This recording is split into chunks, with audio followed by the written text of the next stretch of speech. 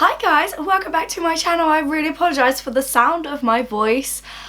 I have been ill for quite a while now, but we're not gonna wallow in that because this video is all about your money mindset and how I changed my money mindset in 2019 to enable me to do a whole year of no buy, and how I would give you guys advice if you're also looking to either do a no buy year or a no spend challenge of some sort, and also if you're looking to kind of just change your relationship with money and how you feel about it and how it might block you from things. So I'm going to be doing this as a video now, which is going to talk about how I changed mine, and also in a month or two another video on this topic, because I do feel like it's really important to talk about money, even though it's a little bit of a taboo subject.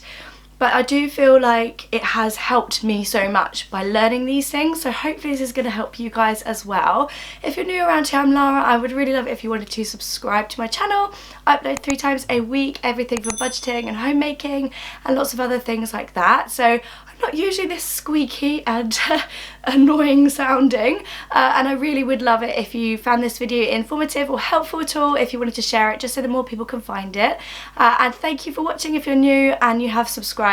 Thank you so much for subscribing, because I did recently hit a really big goal of mine, and I'm so thankful to every single one of you if you have subscribed or even just commented or found my video informative. Anyway, let's go with it, shall we? Let's get into the video and all about money mindset. Okay, I do feel like this kind of culture that we live in these days is a lot about like spend, or having the best of what you see on Instagram, or you know, there's a lot of places where you can find temptation that didn't used to exist, and I do feel like that does affect our money mindset a lot, because it kind of makes you want to buy things all the time, and that is that constant wanting what other people have because you can now see it, whereas previously you couldn't see what Tom, Dick and Harry used to own, or what they used to wear, or what they used to put on their face, or you know, give to their kids, because it wasn't shown as much.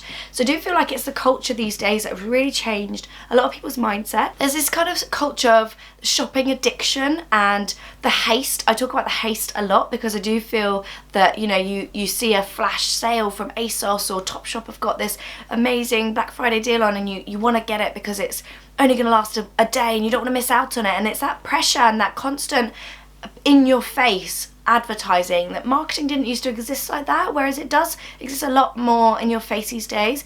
You know, my job, I'm going to talk to you about products I love, and I'm going to talk to you about things that really helped us as a family, or that I've discovered that I really, you know, get on with, because I like to share those things with you, because, you know, that's what a good side of that kind of influencer side of things is, because I found so many things that I would never even heard of unless it was because of this new age marketing culture.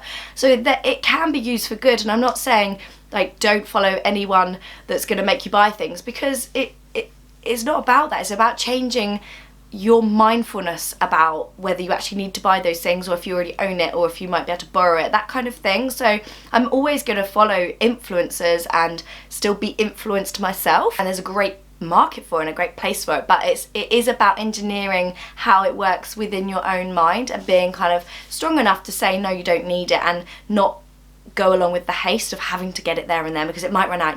So I'm going to talk about focusing on your needs rather than your wants. So often it's, I want something new to wear, I want to go out for dinner, but it's kind of stripping that back and thinking, do you actually need it? Do your children need it? You know, I've talked previously about giving my children second-hand jumpers for school, which are pristine when you buy them, and you buy them second-hand because they don't need a first-hand jumper.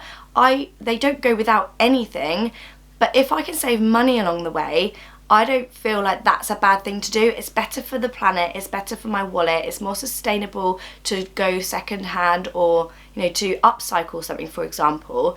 You don't have to buy the newest, latest thing. You might miss out. It's like that fear of missing out. Changing where you buy things doesn't make it the wrong thing to buy, or not as good as an original or a brand new item of clothing, for example. So yeah, there will be kind of content over here about thrifting, because I like to inspire people to go out and thrift rather than to buy brand new all the time. Doesn't mean to say I'm not going to buy brand new things. So yeah, it's just kind of changing those needs and wants, and actually rediscovering what you truly do need and what you just really want or really fancy. The next thing is to follow people who inspire you. Curate your feed. You don't have to follow people if they make you feel bad. You can mute them if you don't want to block them or remove them and cause, you know, a bit of a problem. You can mute things if they don't make you feel good. And yeah, a lot of the kind of mindset of I need to have that because that person's got it, or I feel crap because she's got it and I can't afford it. You don't need that in your mind. You can just mute those things and, you know, curate a feed that's going to be inspiring for you. Surround yourself with people as well that make you feel good about yourself, and all these kind of little things add up to help with your mindset. Another big thing that I have discovered in 2019, and I actually, without realising it, discovered it in the 2013 it would have been, when I first had my first little boy Henry. He is 6 now, and when I went on maternity leave I was on statutory maternity leave, so 6 weeks, 90%, and then basically about 500 quid a month for the rest of the 9 months, and that is statutory that everybody gets unless you have a better package through your work. And I lived within my means. I never had to ask for a penny. I always met with friends. We would just go for a picnic rather than go for lunch somewhere. If we were out on a little play date, I wouldn't need to ask Stuart for money because I live within my means. And I did that again in 2019. I didn't have a budget that I set myself because basically everything I earned went into savings. However, I did kind of just change the fact that I knew I didn't need all the clothes or all the makeup that I would normally buy.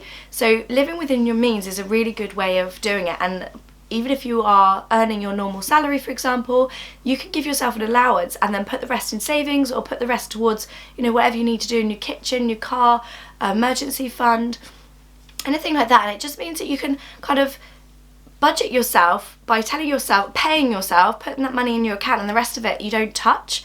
You live within your means, and if it's not there, you can't spend it. And I think that was really, really important for me to learn this year. Another thing I wanted to talk about was kind of detaching yourself from things equaling happiness, because they don't. Like, it's a lot easier if you have lots of things and lots of money, there's no doubt about that. However, you don't need things, particularly like a particular new top. It's a very flash feeling of, oh, I really love that top, oh, I feel good in that top, to then like what it would feel afterwards.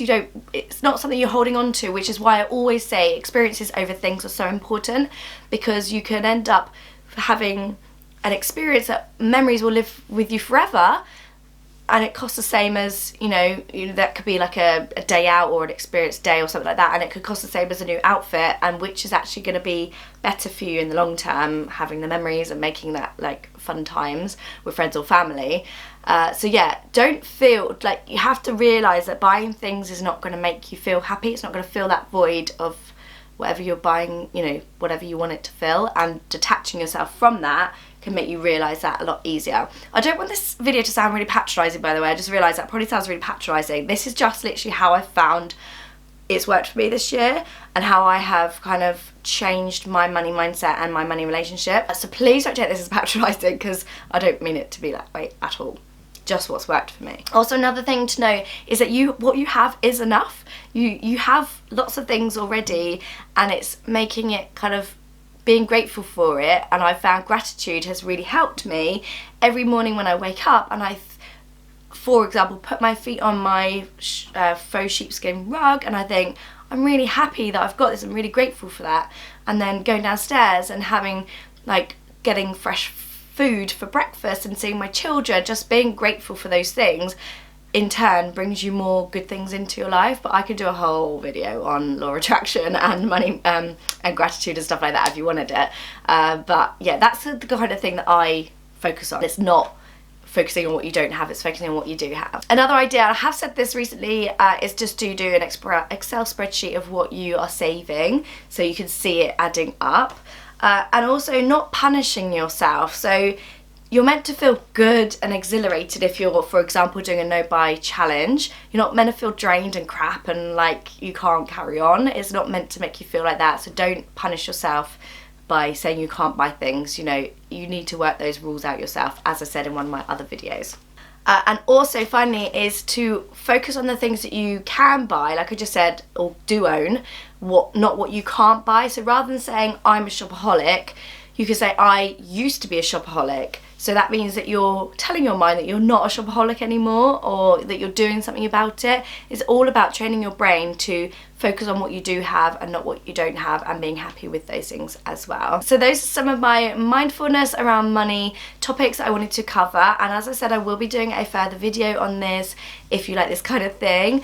Thank you for watching. I do feel like there's been a lot of like budgeting content and house buying stuff recently. It's just that time of year. I'm going to be going back to doing more homemaking stuff and our plant-based stuff, which is coming soon, so we're looking to do that and lots more things. And as always, please let me know in the comments if you want anything additional that you want to watch over here on my channel or that you're interested in. I'd love to find out that so I can make it for you.